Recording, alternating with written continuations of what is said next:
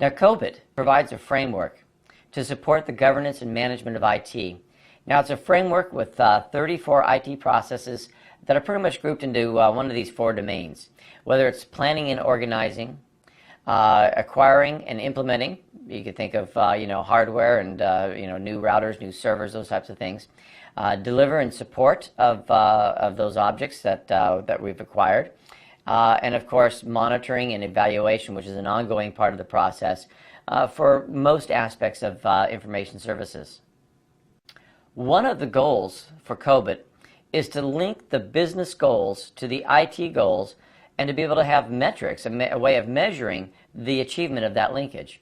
Remember again that even though IT can be thought of as being very crucial to almost all enterprises, it is still important to remember that we're supporting the enterprise in whatever it is that keeps that company going. I keep using the term, if the company makes widgets, the goal of IT is to help that company be more successful and efficient at being able to make those widgets. All right, so, and again, that's where COBIT comes in trying to align those IT goals with the business goals, and to be able to have a series of best practices that you can use as a framework to be able to meet that goal. As we take a look at controls, we'll start off just by talking about general controls. Now, these could include policies, procedures, and practices that are established by management. And again, it sounds like these paper types of controls. Now, we can have these types of policies, practices, procedures that describe working with internal accounting controls. It could be on operational controls or administrative controls. And again, if you think about this and how vague they all sound, and I feel like I need to apologize for that, but the goal is simply to say that as an auditor, as a process of trying to talk about auditing, it's hard to be able to take any one company and say that's the perfect company to use as our example, because every company is different in how they put things together. So these are ways in which we can convey what you should be looking at. An internal accounting control it can be a number of things. It can be based on a program. It can be based on having some sort of segregation of duties where it takes several people to verify the financial records that are being used. Operational controls could certainly be ways of just talking about acceptable use, what you can or can't do with email or with your access to the internet. Administrative controls would govern potentially things like hiring practices and human resource issues. You also have your security policies and procedures, and I do promise you that you're going to see more about these in another section as we get into other domains. But again, the policies and procedures are controls that we put out that say, policy, the framework, the blueprint of what we're trying to accomplish, and the procedures being a series of steps, the ways in which you might work with certain controls. We should have policies for the documentation. Documentation if we notice something unusual going on. Documentation if we went outside of a guideline or a procedure and why we did that. If an error or an outage occurred, all of these things, we should have policies and reasons for when that documentation should be created. Some of the other general controls might be procedures and practices on what's called acceptable access to the use of assets and facilities. I remember back in the old days, this is before you had cellular phones, before you had voice over IP at everybody's house. We used to pay, and I know this sounds crazy for some of you a bit younger, we used to pay for long distance. And so my parents worked at a company that allowed us to go in on a Sunday afternoon and utilize their phone system to make long distance calls to talk to family. So that way they were paying for it and we didn't have to pay for it. That was an acceptable access to the use of assets and facilities. That meant that I couldn't go in Saturday. I couldn't go in Monday during the daytime, but they put in times where we were allowed to be able to basically utilize these assets and facilities in a way that was an acceptable practice. And of course, physical and logical security policies as well.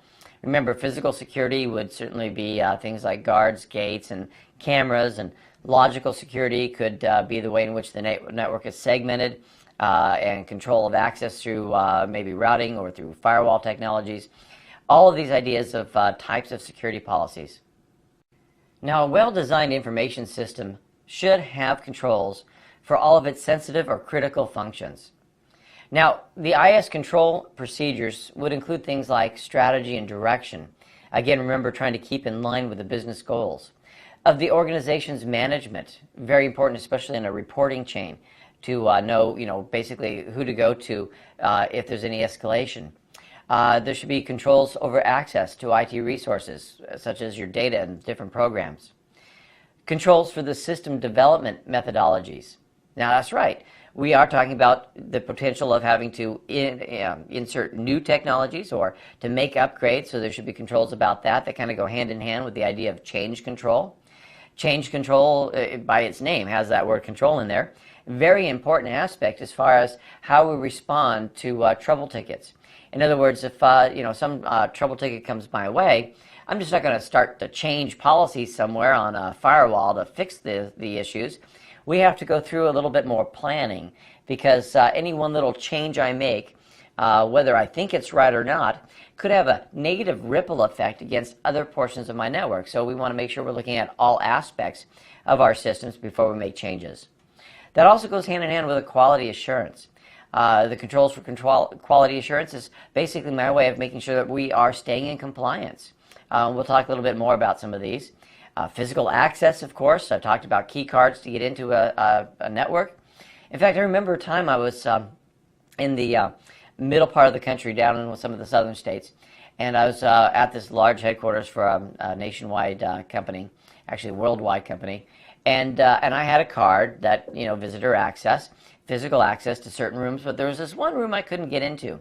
In fact, it was kind of funny, because as I was walking down the hallways, all the doors were labeled except for one. And I thought to myself, that's the important room, because it didn't have a label. Some of those things we address, when we talk about physical security. Anyway, so I'm looking through this little pane of glass, and I can see in there that it's kind of a man trap. There's another door, and that other door looks like it has a key code combination. The one I was facing had a key card access, and my card didn't work on it, because I did try. And it looked like there was another little podium for either a handprint or a thumb. And I thought, wow, this really is an important room. And while I'm peering through the window, somebody walks up behind me and scares me and says, "Hey, can I help you?" And at that point I said, "Yeah, I just wanted to see inside the Network Operations Center." I was guessing what it was. And told them that, I was there to do this other project. And they said, "Sure, come on in, follow me." All right, so controls for physical access. I'm thinking maybe, just maybe, I shouldn't have been allowed in, but again, that's about controls. Are those controls in place? Are people following them? I know, long story, but I'm trying to make sure that we understand some of the goals of what these controls are designed to do. Operations procedures, again, following procedures. Procedures are step-by-step processes that we can use. Could be, operations for adding a new user account, or operations for doing a database backup, those types of things. Business continuity, disaster recovery plans certainly are part of controls.